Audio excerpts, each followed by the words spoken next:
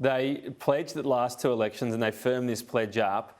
2016, they said, we'll be better on the budget bottom line than the coalition. They released costings, but it was only over 10 years, not over 4. They were attacked. 2019, they said, well, we'll make it over 4 and over 10 with a lot of new tax policies. This time around, they're saying, essentially, we won't be better, i.e. we'll have more debt overall in the coalition. Ross, is it just the fact they felt like they weren't getting any credit for saying they'd be better, so why bother? And the debt's so big, so add a few billion on?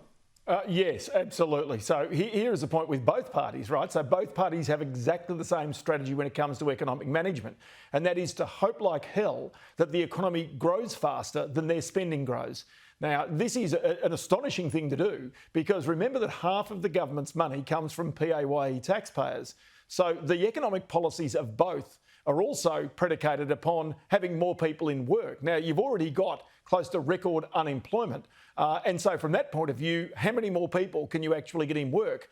Anthony Albanese has made a lot about investing more into childcare. And of course, that does take away a barrier to many people. But in the past, when we've seen childcare subsidies handed out, of course, the childcare operators simply raise the prices of childcare. And in many capital cities now, it's $150, $200 a day. And so therefore, every family's also got to do its own economics on whether it's worthwhile actually having a second spouse working. So these types of things are really, at the very heart of where the Labor Party goes to, but also at the very heart of where the coalition goes to. There is no budget discipline, really. There is no sense of restraint. And there is also no sense of the current boom ending.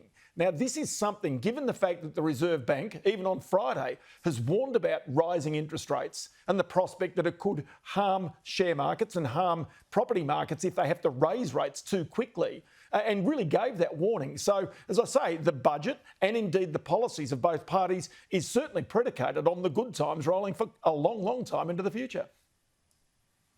Yeah, essentially, and then ultimately bracket creep, but that can only hit a certain level as well. So it's an interesting balance, if you like. Andrew, this election, essentially, where we're looking at right now, if we compare the opinion polls, and we believe they'll be a bit, at least, more accurate this time around. I'm not saying put all your faith into them, but there's some sort of guide.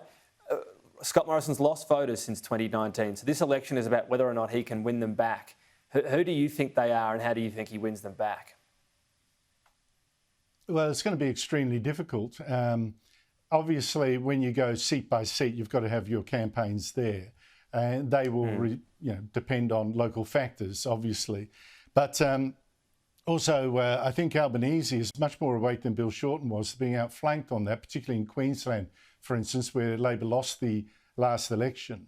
He's not going to allow the Green issue to try and, smash him.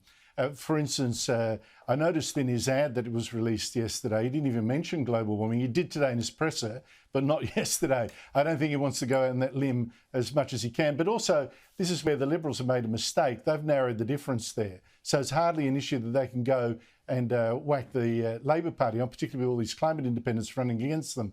So it's going to be a real test. And the thing is, that will make Albanese for them, I think, the lightning rod. They really have to go after him, lack of experiences, blah, blah, all that kind of stuff. And there are legitimate questions to ask about that.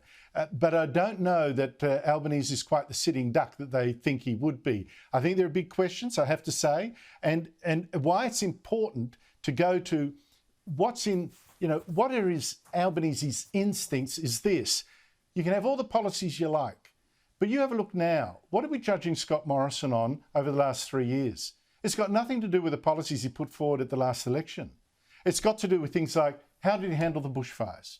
How did he handle the pandemic, right? How did he handle the floods? Things like that. None of them were part of the election last year. It really goes into the disposition of a leader. Do you spend your way out of trouble, for instance? Are you the kind of person that can say no to vested interests? Are you a disciplinarian? Not a dollar will pass my desk unless I really, really have to let it go. And in there, I think there's a question mark over Albanese. But with the way that the Liberal Party has spent over the last 3 years, or in fact before that even, I'm not so sure that is quite the scare campaign that the Liberals with credibility can actually mount against Labor like they used to.